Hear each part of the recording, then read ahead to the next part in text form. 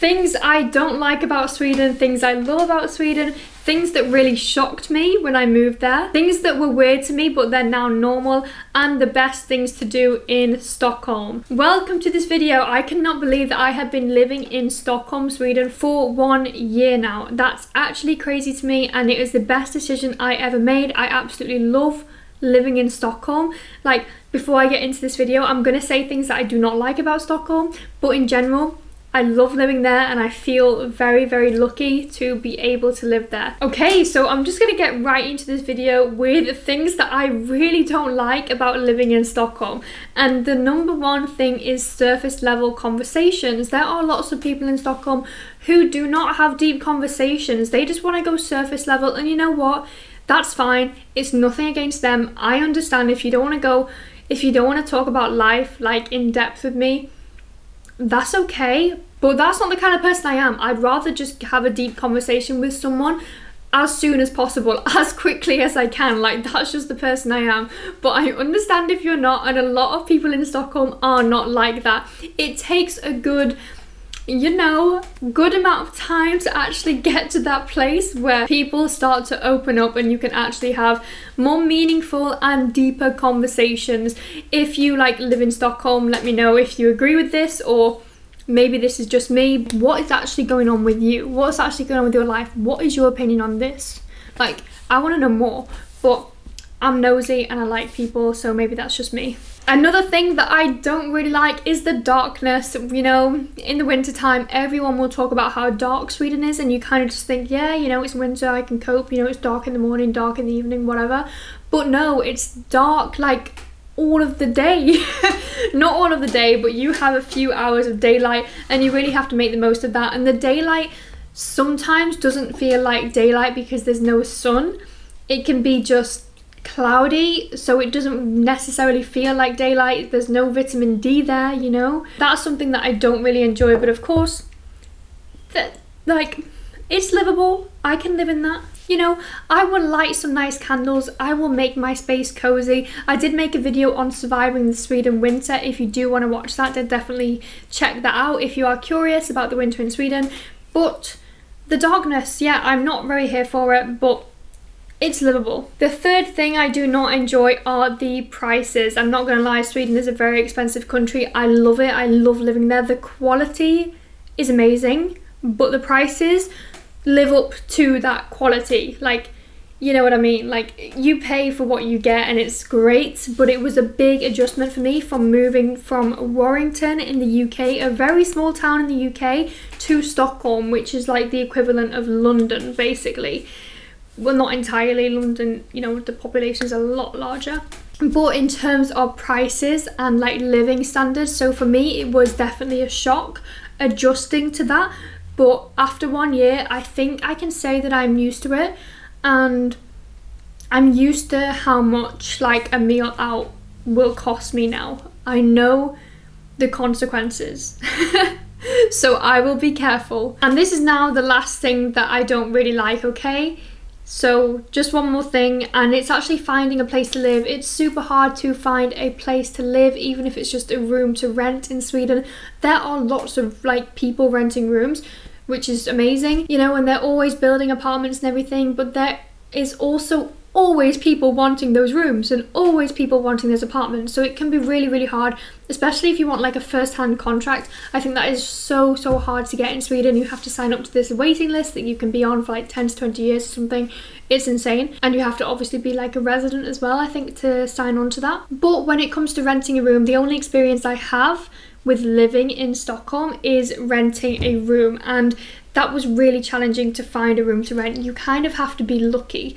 There are things you can use Blockget and Facebook, which are really good. There's so many nice rooms.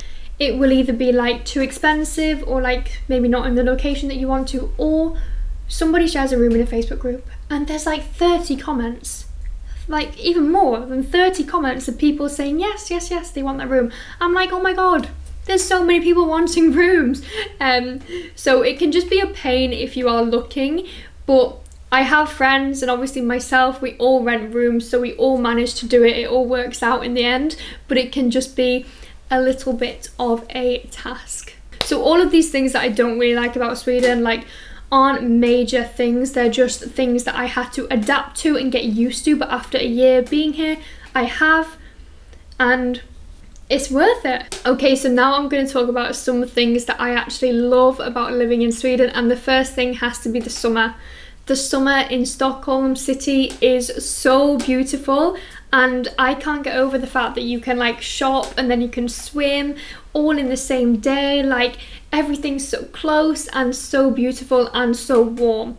I love Swedish summers. Like, I feel like Sweden has this reputation of being a really cold country, but for me, like, coming from the UK, the summers are like amazing. Like, they're hot and beautiful, and you can swim anywhere, like in the city. So the summers in Sweden are truly amazing. If you are thinking of visiting, then I would definitely recommend visiting in the summer. Then for midsummer, because midsummer is like the most amazing holiday, and that has to be up there in one of my favourite things about Sweden as well. Oh yeah, I just had a look, and midsummer was actually my second thing that I love about Sweden. It's an incredible traditional holiday that we have here. I'll put some footage here of like my first midsummer, and I'm gonna aim to always be in Sweden around midsummer after this, because it was like nothing else I've ever witnessed, I'm not gonna lie. So I really enjoyed that. Number 3, the food, and I wanted to mention the food because I just think the quality of the food in Sweden is so good, especially in Stockholm anyway, like from the supermarkets to the restaurants. Obviously, you know that you get good and bad restaurants, but the majority of the time the food quality is just amazing, and I think the variety that they have as well.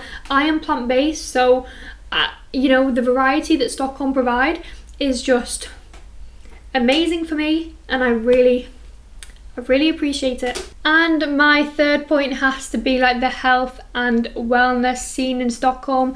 I'm in that industry with my business, so seeing the rise of health and wellness and how important it is to Stockholm and to people in Sweden is really amazing. It's so good to see like all of these really great products being marketed and events and things around health and wellness, and you know, putting yourself first, all of these different things. And I love that about Stockholm. There are like, there's not, I wouldn't say there's always events to go to like London. Maybe there's not like always things on. It's a lot quieter, which I love by the way. But when it comes to health and wellness, they're really forward thinking, and you know, they care about the people. They're providing good products, and there's a lot of great brands in Sweden and great businesses starting there, and it's really amazing to actually be there, like in Stockholm, where a lot of these businesses are as well. And yeah, like follow them and watch them grow, I guess. I love the industry of health and wellness, and I think I'm in the right country when it comes to that industry. Hello, so I'm continuing this video from a complete new location, but do ignore that. I'm going to talk about things which were weird for me, but now they're normal since I moved to Stockholm. The first thing has to be gym shoes. Taking off your shoes in the gym used to be so strange for me, and I really didn't understand it, and I couldn't get used to it. Constantly forgot my shoes and just thought, why is this a thing? And now it's so normal and makes so much sense. The gyms are so clean. The floor is so clean.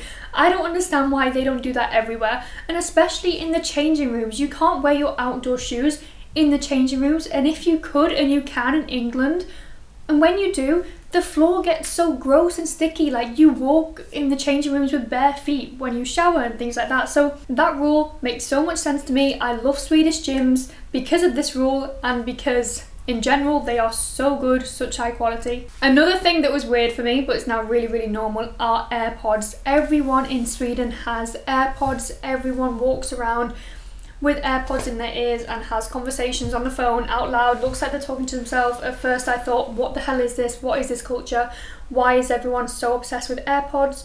But now I have AirPods and I completely understand why everyone is so obsessed. They are so good, and when you move to Stockholm, I think you will get like conditioned into buying AirPods because you feel, or maybe this is just me and my insecurity to be honest, but I felt a bit left out because I didn't have them, and now I do, and I really like them. 3 layers of clothes, something I thought, what the hell, why do people do that? And now I completely understand. When it gets to November, October even, it gets cold and you have to wear 3 layers of clothing. So I think that's something that I just had to get used to. I could go on and on about things which were weird for me but are now normal, but I'm just gonna leave that there because Sweden is so different to the UK, the culture, the people, everything, but I love it. I appreciate it and I'm so happy that I now live there. But those things just took some time for me to get used to, and now it makes so much sense. Now I'm going to end the video with a few key things that you should do while you are in Stockholm, whether you are visiting or whether you are moving there or you just want to know what to do. Some of the best things to do are visit the museums. There's the Vasa Museum, the ABBA Museum and the Photography Museum. These are probably my 3 top favourite museums to see in Stockholm. Museums that I actually would go to again, so if you haven't been to those then definitely do that. And there's also the Nordiska Museum, which is also pretty amazing. I cannot get away from this like very harsh sunlight, but yes, the museums, definitely visit the museums. There's actually really good quality ones and not all of them cost to get in, but some of them do, so definitely have a look on the website beforehand. Gamla Stan, probably like my favourite place in Stockholm. It's just so pretty, and even in the winter I think it's such a nice place to walk around. You can get some gifts for people, or you can just have really expensive hot chocolates or see the Christmas markets, but it's a beautiful place to walk around. I love taking pictures in Gamla Stan. As I said, probably one of my favourite places. Cafes. Sweden are obviously known for fika and amazing fika food, which means like cinnamon buns, cakes and coffee, and they do amazing fika. So I mean, honestly, I would just spend the day like cafe hopping. I'm a cafe lover, so if I could just cafe hop all holiday, I would do that and just eat an insane amount of cinnamon buns. I mean, probably not the best, but like they are so good, and I think there are lots of really high quality cafes in Stockholm. If you want to know any, do let me know, just comment below. But a few off the top of my head would be Vetta Katten, really nice cafe, and Pom and Flora and Gast Cafe. And then obviously bars and restaurants. I feel like there are not like lots of key particular things to do in Stockholm besides like eat and drink and, you know, museums basically. It's not, there's nothing like major, but I also feel like what can you do in cities? Isn't that what you do in cities? Eat and drink and maybe sightsee? I wouldn't say the clubs are like amazing, but depending on where you go, you can get some nice drinks and some really good food. Now, I'm going to leave this video here. If you do want some more insights into living in Sweden, let me know what you want to know in the comments below, and also check out my other videos. I have a 6 months in Sweden video, I have the pros and cons, I have myths about Sweden, and yeah, let me know what else you want to see from me. Thank you so much for watching. If you subscribe, I really appreciate it, and I'm going to see you in the next video. Hopefully. Have a beautiful day, week, month, life. Bye.